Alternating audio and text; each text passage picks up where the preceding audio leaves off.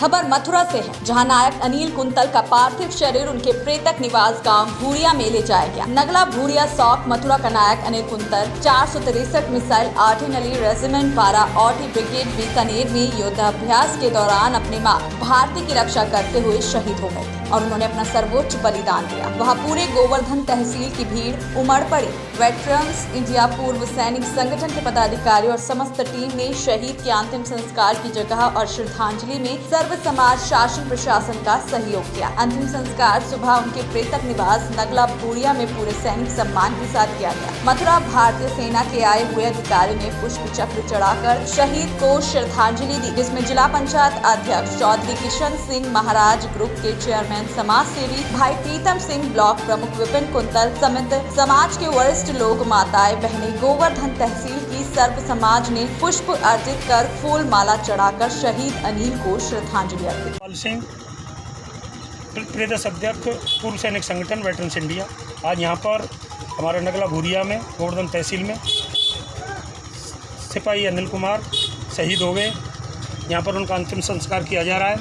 शहीद अनिल कुमार 11 साल सेवा बीकानेर में युद्धाभ्यास के दौरान उन्होंने सर्वोच्च बलिदान दिया, जिससे अपने कस्बा, गांव का, ब्लॉक का, ज़िले का और पूरे भारतवर्ष का नाम रोशन किया।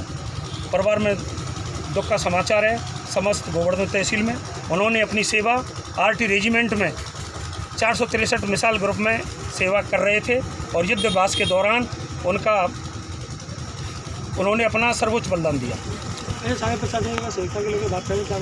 शासन प्रशासन की तरफ से अभी तक कोई व्यवस्था नहीं हो पाई है, न उन्होंने कोई सहायता की है। जैसे ही ऊपर से रिपोर्ट आएगी, उनको शहीद का दर्जा मिलेगा तो शासन प्रशासन की सभी मदद की जाएगी। इसके साथ ही हमारे यहाँ के समाजसेवी ब्लॉक प्रमुख प्रीतम सिंह भाई साहब ने 3 लाख रुपए की घोषणा की है और अपना सौंदर्यीकरण के लिए। बस इसी के साथ में हमारे पूर्व सैनिक संगठन वेटरन्स इंडिया के करीब 50-60 लोग आए हुए हैं और समस्त जनता के साथ 5-6 हज़ार लोगों की भीड़ है। जय हिंद, जय भारत। मामला बरेली के आंवला थाना क्षेत्र के कस्बे का है, जहां कुछ बदमाश एटीएम की मशीन को काट रहे थे। काटने की आवाज काफी हो रही थी। आवाज सुनकर पास के ही थाने में तैनात दरोगा मौके पर पहुंचे और बदमाशों को पकड़ने की कोशिश की, लेकिन बदमाशों ने दरोगा को अपनी ओर आते देख गोली चला दी, जिसमें दरोगा घायल हो गए। गोली चलाने के बाद बदमाश मौके से फरार हो गए। तभी पुलिस बल घटना स्थल पर पहुंचा, जहां उन्हें एटीएम काटने का कटर मिला। घायल दरोगा को एक निजी अस्पताल में भर्ती कराया गया। बता दें कि बदमाशों में 2 युवक, 1 महिला शामिल थी। सीसीटीवी के आधार पर पुलिस आरोपियों की पहचान कर रही है।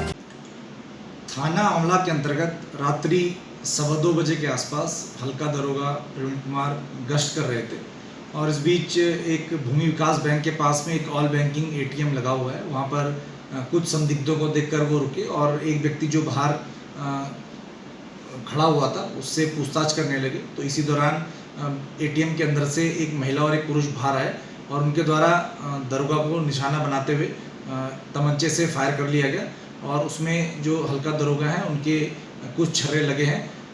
मौके से तीनों ही लोग फरार हो गए और जब पुलिस के द्वारा वहां मौके पर पहुंचकर देखा गया तो एटीएम के अंदर एक गैस कटर मशीन रखी हुई थी, जिससे कि उनके द्वारा जो एटीएम है उसको काटने का प्रयास किया गया था। जो हल्का दरोगा है उनको इलाज के लिए अस्पताल पहुँचा दिया गया, जहाँ उनकी हालत खतरे से बाहर है।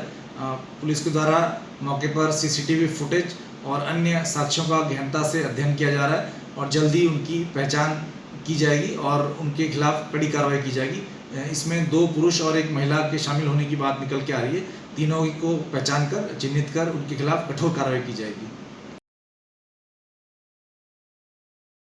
बुलंदशहर के सिकंदराबाद में एक नया मामला सामने आया, जहां एक युवक की ईंट से कुचलकर हत्या कर दी गई है। दरअसल पुलिस को सिकंदराबाद के खुर्जा बाईपास स्थित एक निजी मॉल के पास एक अज्ञात युवक का शव मिला, जिसकी शिनाख्त राजा राम प्रजापति के रूप में, जो कि मोटर वाइंडिंग का काम करता था। बता दें कि एक रात पहले युवक की उसके बेटे से बात हुई थी, जिसमें उसने किसी भूरा नाम के शख्स के साथ होने की बात कही। पुलिस के छानबीन के बाद मौके से कुछ बियर की बोतलें भी बरामद हुई। फॉरेंसिक टीम ने मौके पर पहुंचकर हत्या के सबूत इकट्ठा किए। परिजनों के आधार पर पुलिस ने आरोपी के खिलाफ मुकदमा दर्ज कर लिया है। राजाराम, जो मृतक हैं कौन लगते थे आपके? पिताजी है। क्या कैसे हत्या हुई? क्या कुछ हत्या की हमें मालूम नहीं, रात कल से गए हुए थे यहाँ से। रात 10:30 बजे करीब मैंने फ़ोन करा था, मुझे फ़ोन उठाया, उनके पापा कहाँ हो तुम? क्योंकि मैं रोड पे हूँ, मेरे साथ कोई भूरा नाम का भतीजा लगता है, उसके साथ जा रहा हूँ मैं। भाई इतनी क्या फ़ोन काट दे, उसके बाद फ़ोन हो गया स्विच ऑफ। जो जिनका नाम बताया आप उन्हें जानते हैं? मैं नहीं जानते, ये जानते, एक लड़का है आलम नाम का, वो जानता है भूरा को। वो कहाँ रहता है? वो रहता है, भूरा रहता है शायद झारखंडी में, मुझे इतनी मालूम है और कोई मालूम नहीं है। कैसे पता चला आपको कि यहाँ पर कैसे पता चला? ये सुबह पुलिस अफसर आए थे हमारे पास, लेके गए थे, हम तो फ़ोन कर रहे थे रिश्तेदारी में इधर उधर के, कहाँ है कहाँ ना है। कोई उससे दुश्मनी है क्या? दुश्मनी की मुझे नहीं। क्या काम करते हैं? बिजली का काम करते हैं, मोटर मैकेनिक का। मेरा महिपाल प्रजापति है जी। जिनकी हत्या हुई है कौन थे आपके और कब से गायब थे? ये कल 6 बजे से गायब है जी। और ये 6 बजे इसने ये वाली बात कही अब अपने बच्चे इनसे, कहा मैं उसके साथ हूँ, भूरा नाम का है कोई, उसके साथ हूँ, ये आ रहे इसके भूरा, उसके साथ आए रात। ये लड़के ने बताया अभी इसके ने कि मैं उसके साथ हूँ, आ जाऊँगा 10 बजे तक आ जाऊँगा मैं, ऐसे इन्हें बताया। तो कैसे पता चली आपको? मैं तो पता अभी जो पुलिस वाले गए थे भैया हमारे घर पे, तो ऐसे इस नाम का कौन है, हमने उन्हें बताया हाँ जी हमारे भैया ही हमारा, तो बोले आप चलिए हमारे साथ चलिए, हम उनके साथ आए तो हमारे देखा था भैया ही हमारा। ये तो कोई दुश्मनी है इनसे? ना नहीं, मुझे इसका यार है भूरा नाम का, उसके साथ ही बैठना उठना है इसका, और यही रहता है घर अड्डे में, घर है यहीं पे उसके जो भूरा का ये बता देगा साहब जी, उनके लड़का जो है उसी के रहेगा साथ ही। पिलाइए इसे, मेरे ख्याल से इसे पिला कर मारा, इस पर कम से कम 1 लाख रुपये होंगे इसके पास, कम से कम इसकी जेब में। 1.5 लाख रुपये? हाँ इसके पास है, इतने पैसे रखता है मेरे साथ, माल वालों के देने, पंखा वाले बिजनेस का काम है जी, इसके बिजनेस का काम है, मोटर पंखे का काम है, इसके मोटर पंखे बांधता मंदिर के पास में दुकान है इसके मंदिर के ऊपर। अभी किसी की गिरफ्तारी हो पाई है?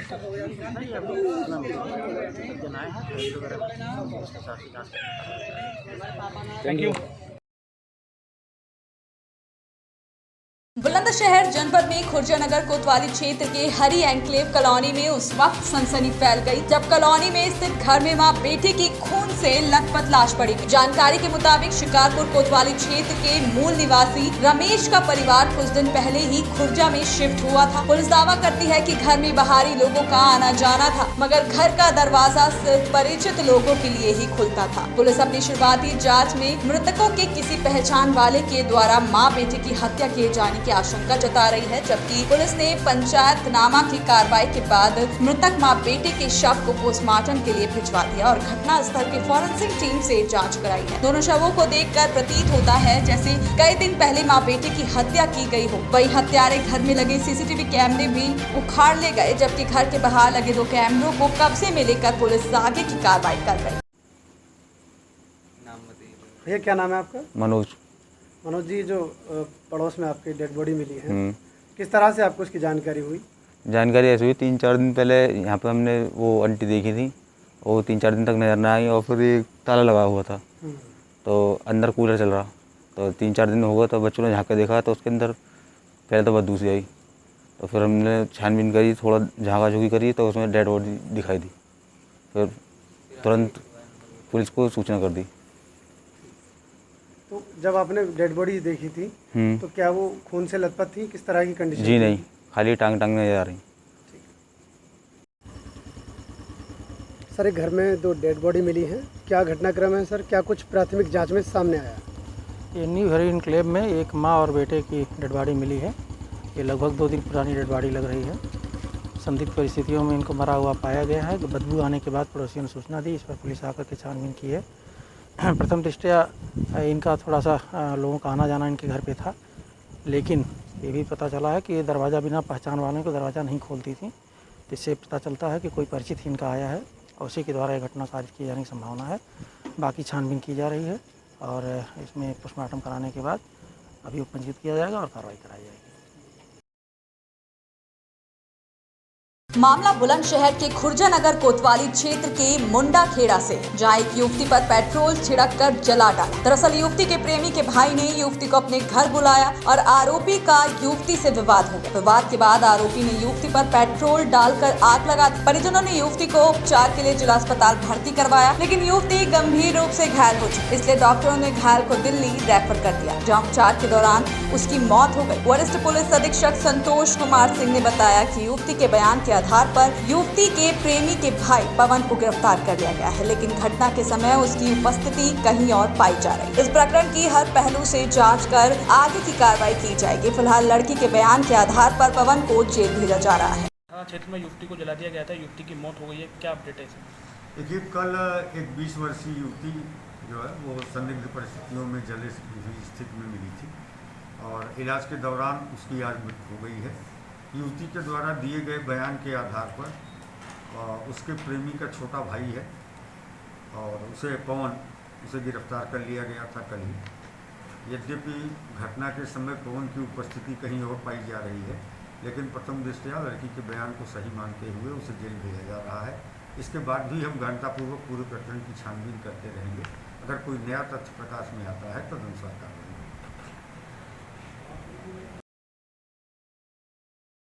मामला उत्तर प्रदेश के जनपद शामली के सदर कोतवाली के प्रांगण में देखने को मिला है, जहां पर कोतवाली क्षेत्र के गांव बहावड़ी में दो पक्षों के बीच किसी बात को लेकर झगड़ा हुआ था। जैसे ही झगड़े की यह सूचना कोतवाली पुलिस तक पहुंची तो मौके पर पहुंची पुलिस झगड़ा करने वाले लगभग 1 दर्जन लोगों को पकड़कर अपने साथ थाने ले आई। वहीं झगड़े में कुछ लोग घायल भी हुए थे। हद तो तब हो गई जब झगड़ा करने वाले लोगों को हिरासत में लेते हुए हवालात में बंद कर दिया गया और फिर कोतवाली प्रभारी पंकज त्यागी की मौजूदगी में सभी लोगों को हवालात से बाहर निकालते हुए थप्पड़ों से पीटा गया। वहीं झगड़ा करने वाले लोगों को पुलिस द्वारा पीटने का यह वीडियो सोशल मीडिया पर जमकर वायरल हो रहा है। वहीं पुलिस द्वारा झगड़ा करने वालों पर कानूनी कार्यवाही न करते हुए उन्हें थप्पड़ पर थप्पड़ मारकर सजा दी गई। फिलहाल कोतवाली प्रांगण में पुलिस द्वारा लोगों को थप्पड़ से पीटने के मामले में पुलिस अधीक्षक सुकृति माधव ने जाँच के आदेश दिए।